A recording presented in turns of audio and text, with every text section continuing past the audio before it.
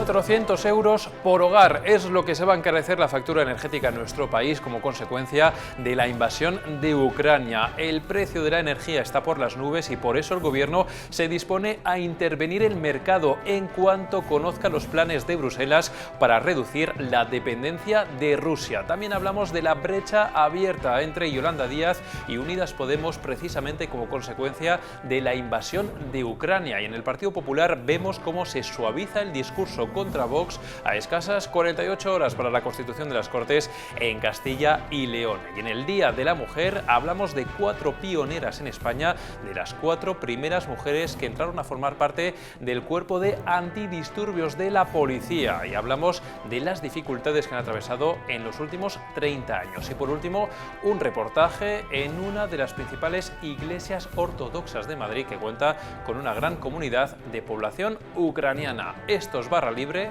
comenzamos.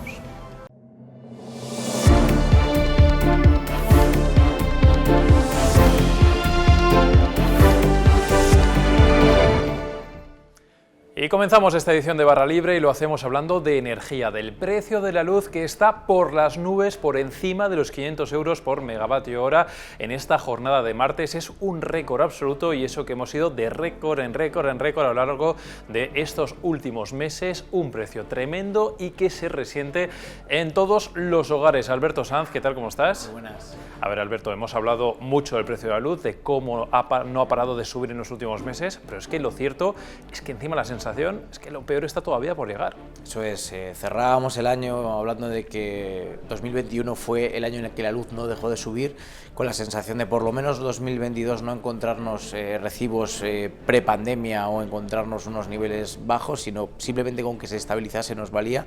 Y ha empezado este año con el mes de enero un poco alto, pero bueno, con la sensación de que estábamos un poco en lo esperado. Pero bueno, la crisis y tener el problema que tenemos con Rusia, sobre todo por la parte de Alemania y aquellos que dependen tanto de los gasoductos que vienen de allí, pues ha provocado un nuevo shock en el mercado. De nuevo el protagonista es el gas, que es el encargado de cerrar ese mix energético y enmarcar todo el precio.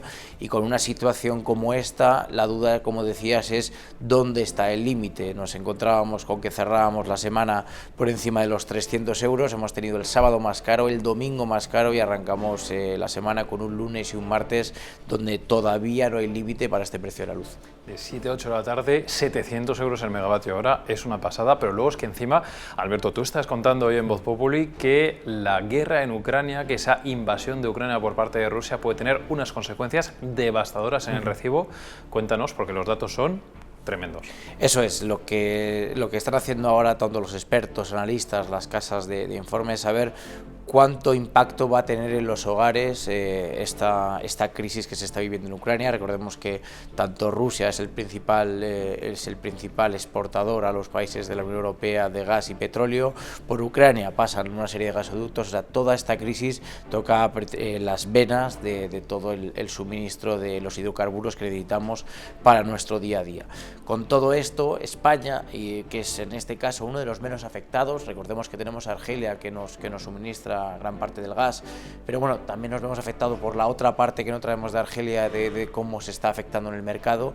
Pues lo que han hecho los analistas es ver qué impacto va a tener en los hogares. Los primeros datos están apuntando a que el impacto final es en torno a los 400 euros anuales, y estamos hablando de que vamos a cerrar el año con unos 2.000 euros de factura energética, lo que se suma el precio que pagamos por los hidrocarburos para nuestros vehículos, el precio del gas y el precio de la factura eléctrica. No somos los más afectados, como contamos en esta información. Alemania y Francia y Reino Unido nos llevan bastante ventaja. También hay que tener en cuenta en que ellos, su salario medio y su salario mínimo es superior, pero tenemos un impacto bastante serio. Nosotros vamos a la par con Italia por la conexión que hablamos que tenemos con Argelia, pero ya estamos hablando de cifras que superan en cerca de un 30% lo que nos gastamos en energía en 2021. Y ante todo esto, la Unión Europea y los gobiernos se movilizan. Hay que tomar decisiones con respecto, por ejemplo, a la dependencia que tenemos pues, de países como que están ahora mismo en conflicto, pero también en la forma que tenemos de calcular cuánto se paga por la luz cada día. Eso es. Lo que van a hacer esta semana en la Comisión Europea es expresar lo que ellos llaman un tool de comunicación, que es un paquete de medidas, de propuestas, no lleva una obligación, no se impone como los estados, como tú bien sabes. Entonces lo que va a pasar después es que después de este paquete de medidas el gobierno ya entra en directo para intervenirlo, como hacía en septiembre con esta primera crisis que nos encontramos a final de verano. Lo que va a pasar ahora es que tomará medidas según las recomendaciones que le ponga encima de la mesa a Bruselas, y con ellas conseguirá, con las específicas situaciones que tiene España, a diferencia de Francia, que tiene nucleares, o a diferencia de Alemania, que tiene más dependencia del gas, pues España verá el contexto, el mapa que le crea la Comisión Europea e intervendrá su mercado eléctrico, pero la mayoría de ellos lo que buscan es lo mismo, depender todavía menos del gas que viene de Rusia, depender cada vez menos del gas que estamos afectando a todos los mercados eléctricos con este gas. Entonces eso es lo primero que se va a buscar. También se va a buscar que las centrales que se están beneficiando de estos altos precios contribuyan a bajar la factura, que es una de las medidas muy polémicas que se puso en marcha en el primer paquete de medidas del gobierno español, y se va a buscar, el objetivo es que los más vulnerables y los hogares en toda Europa se vean menos afectados por este nuevo incremento de los precios de la energía. Disminuir la dependencia de Rusia, lo cual también sería un golpe tremendo, uno más también a la economía rusa como respuesta a la invasión de Ucrania y esa intervención en el mercado, que veremos cómo se produce, de qué manera en las próximas semanas, y lo contaremos contigo, Alberto Sanz. Muchas gracias por la información. Estamos hablando del coste energético que tiene la invasión de Ucrania, pero lo cierto es que este asunto también le está generando un coste político a varias formaciones en nuestro país, especialmente a Unidas Podemos. Javier Portillo, ¿qué tal? ¿Cómo estás? ¿Qué tal, Alberto? A ver, hoy si leemos en Voz Populi a Jorge Sainz, podemos leer lo que cuenta sobre la brecha que ha generado la guerra en Ucrania entre los dos socios de coalición de gobierno. Pero lo cierto es que dentro de la propia formación de Unidas Podemos también hay una brecha enorme abierta a cuenta de este asunto, en este caso entre Unidas Podemos y Yolanda Díaz.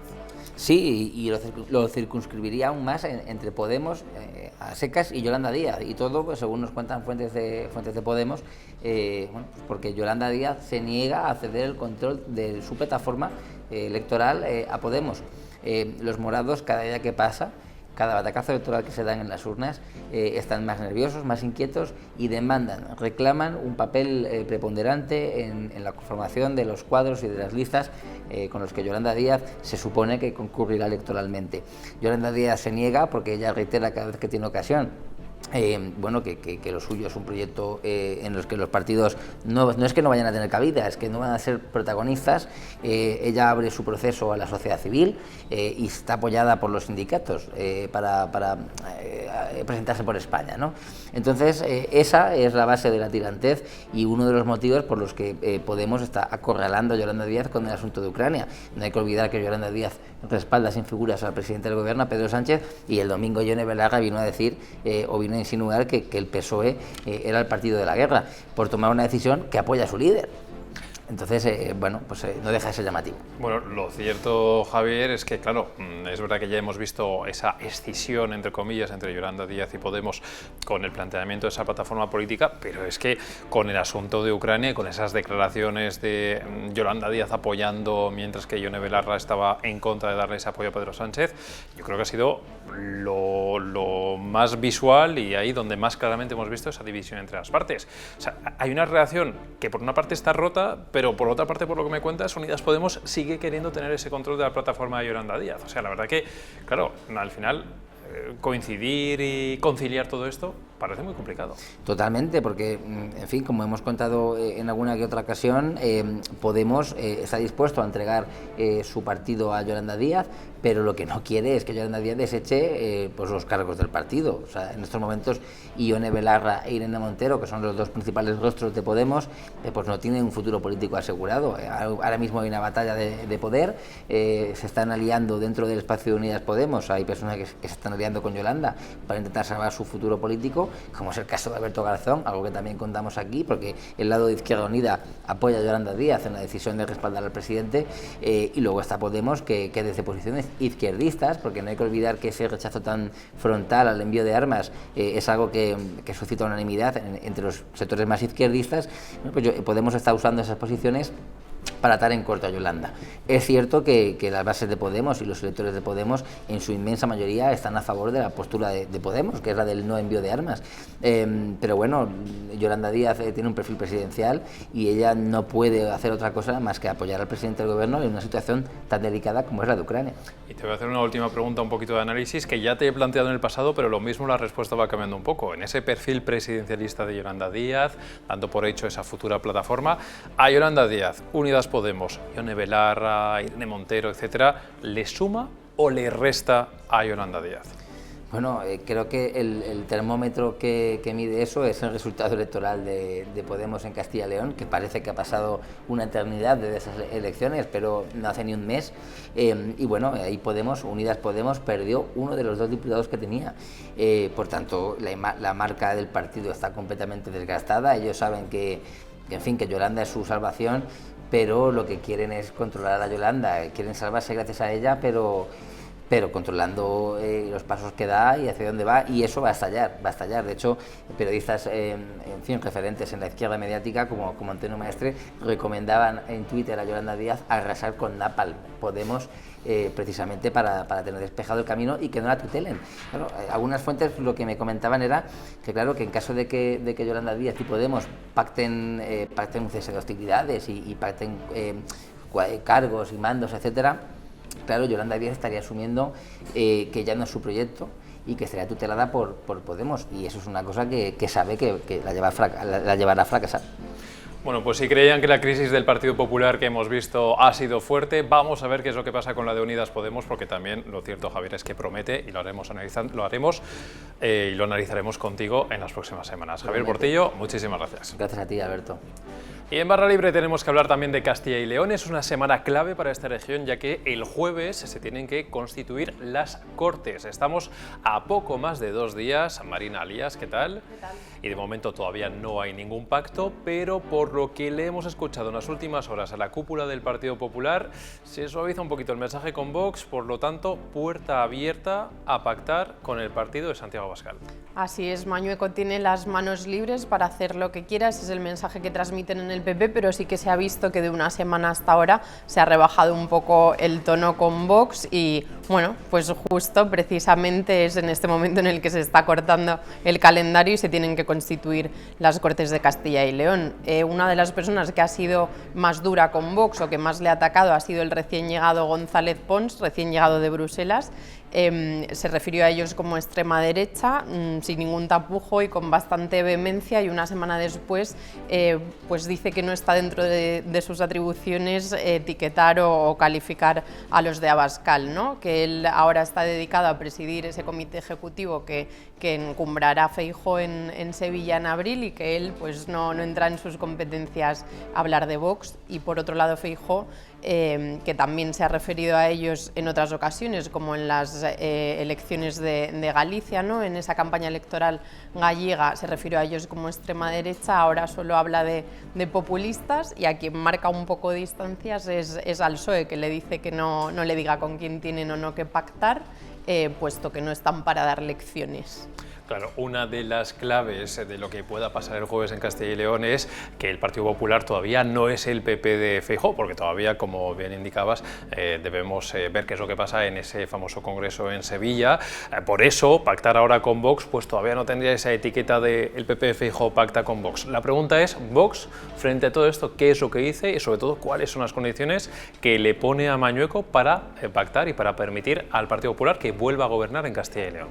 Pues en Vox sí que están siendo bastante discretos con los detalles de cuáles son sus pretensiones, ¿no? En esas negociaciones con Mañueco. Mañueco, por su parte, ha dicho que él no es partidario de etiquetar a ninguno de sus adversarios políticos, que eso lo deja para otros, y sí que es cierto que se habló en su momento de que a lo mejor estaban pidiendo la presidencia de la Cámara. Es una cosa que todavía no ha confirmado Vox, sí que van a presentar candidatos PSOE y PP, pero Vox todavía no ha hecho el anuncio de que va a presentar esa candidatura a la presidencia de la Cámara. Se supone que puede que sea porque está en juego en esas negociaciones. Se decía que el PP quizás les estaba proponiendo eso si no entraban en el gobierno. Recordemos que Mañueco bueno, pues siempre ha querido gobernar en solitario, pero parece que los de Abascal no se van a bajar de la burra, como quien dice, y quieren entrar en el gobierno, quieren irrumpir en el Ejecutivo. Dicen que no son menos que nadie en referencia a Ciudadanos. Recuerda que en 2019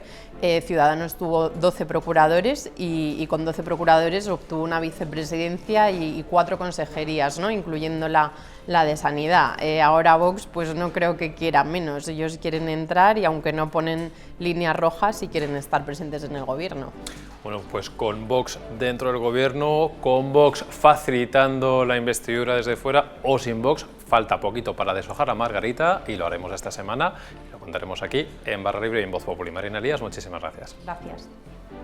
Y hoy es 8 de marzo, Día de la Mujer, y queremos hablar con nuestro compañero Borja Méndez. ¿Qué tal, Borja? Hola, Alberto. Experto en interior, queremos hablar contigo de mujeres, en este caso de la policía. Y no hablamos de cualquiera, ya que estamos hablando de las primeras mujeres que han sido o que han formado parte de los antidisturbios en España. Cuéntanos. Sí, es una historia muy especial en este 8M, en este Día de la Mujer Trabajadora. Es la historia de Lidia, de Esther, de Margarita y de Dolores, que fueron las únicas 4 mujeres que formaron parte de las primeras unidades de intervención policial, más conocido como antidisturbios. Entraron en esta unidad en 1991 y, vamos, son pioneras, rompieron ya en su época el techo de cristal de un mundo totalmente de hombres, y la verdad es que han habido acontecimientos de toda la historia de España. A mí me han contado que estaban desde la vigilancia de bodas de la familia real, en los años de plomo de la banda terrorista ETA, también cubrieron las Olimpiadas, manifestaciones en Madrid contra la participación de España en la Guerra del Golfo, así que estas 4 agentes que han presenciado en primera fila grandes acontecimientos, grandes eventos de la historia de nuestro país. Y Borja, tú has buceado, ahondado un poquito en sus historias, y claro, estamos hablando de 4 mujeres que llevan más de 30 años en el cuerpo. Ahora está mucho más normalizado, pero ser antidisturbios a primeros de los 90 no debía ser fácil, no solamente de cara al exterior, sino incluso dentro del propio cuerpo de la policía. Supongo que la aceptación de primeras sería complicada para ellas. Sí, la adaptación que tuvieron era complicada en 2 ámbitos. En el ámbito de la sociedad, porque no era normalizado, no estaba normalizado ver a mujeres haciendo de policías, y también dentro del cuerpo. Por ejemplo, 2 anécdotas. Una de ellas, en el ámbito de la sociedad, ellas nos decían que cuando tenían que vigilar los desórdenes públicos de los hinchas en partidos de fútbol, se pasaban los hinchas todo el partido insultándolas solo por el hecho de ser mujer. Y también, aparte de eso, se encontraron con un poco por así decirlo, de cierto grado de reserva por parte de los agentes que estaban ya en el cuerpo, porque muchos de ellos pues no las veían capacitadas para dar el do de pecho igual que los hombres, algo que estas 4 agentes sí que demostraron que pudieron con ello, porque pasaron el curso para ser UIPs, para ser antidisturbios, incluso con más notas que algunos de los hombres que luego lo formaron. Y luego hay otra dificultad también añadida, como todas las mujeres que trabajan, como todo el mundo, está la conciliación personal y laboral, pero en el caso de policías imaginamos que, claro, las dificultades son aún mayores. Sí, eran aún mayores porque vamos a situarnos que estas mujeres entraron a formar parte de las UIPs en 1991, aún la conciliación laboral estaba muy lejos de ser un hecho real, y alguna de ellas incluso se quedó embarazada siendo miembro de la UIP. Ellas bromeaban con este aspecto, decían que Margarita, que era la que se había quedado embarazada, que era como el experimento de cómo se debía actuar en casos de mujeres embarazadas.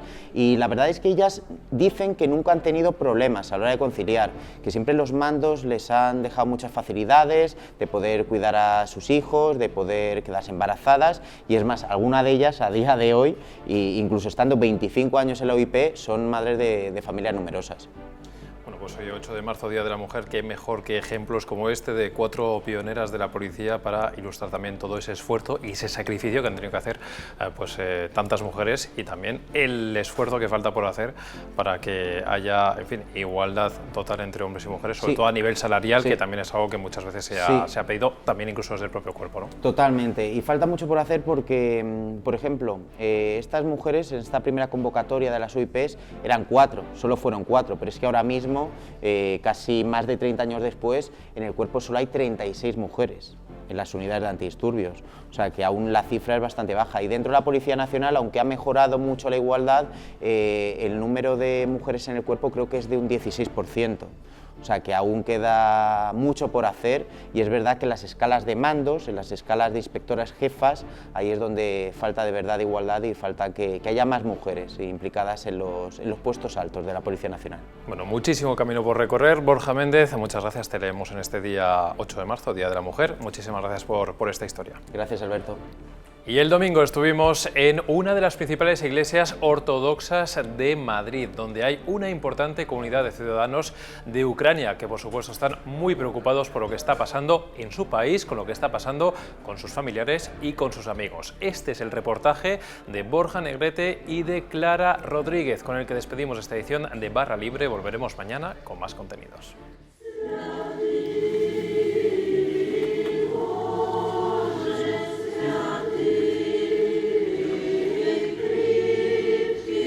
No tengo las palabras para explicar mi dolor y... No hay palabra para Putin. No sabes cómo decir, para mí mucho pena. Yo no sé, yo no entiendo por qué hacen así. Yo no entiendo.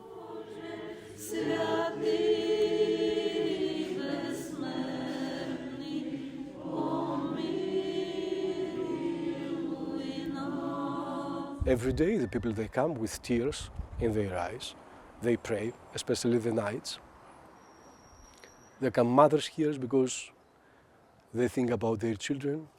I came from Kiev and I 4 days ago I traveling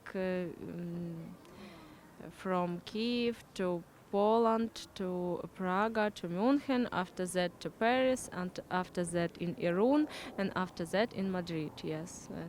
And my husband in Ukraine, in Lviv, because men cannot live Ukraine, and A woman where we live say live this, and we wait my son's wife Zhenya, my grandson's mother, and now we her and my husband, my son in Ukraine. My son has birthday today.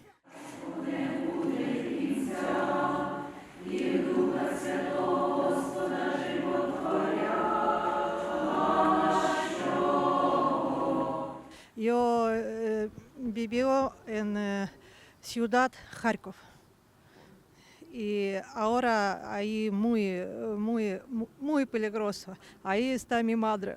Mi madre no puede bajarse porque tiene piernas mal. Mi hijo ya no está, mi barrio ya no está, pues muchísimas gentes están sin casa, sin comida. Ellos primero que estaba bombardeado supermercados, porque gente no ha tenido comida. Tenemos los padres, mi suegra, sus hermanas están ahí. Vamos, están pasando fatal y nosotros igual aquí sufriendo, preocupando por los ellos también y nada. Un infierno lo que vivimos. No hay palabra para Putin y para de todo gobierno. No puede eso, niñas, matar niñas. Eso más feo que Hitler, Rusia. Más feo que Hitler.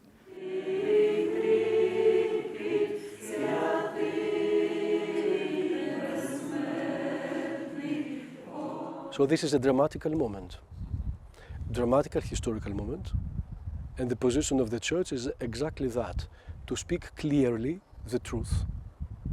The war is a war. The war is a crime. The war is a crime. Crime against the humanity, against the people.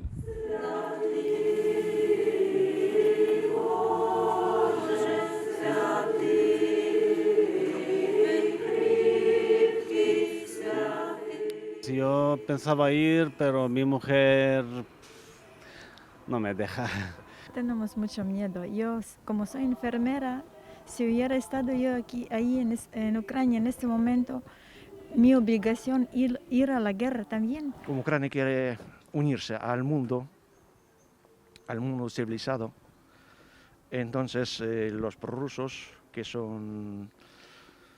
vienen del plan de esclavitud y todo esto, del mundo retrasado de los siglos XIX, o más vale medieval, no sé para dónde van.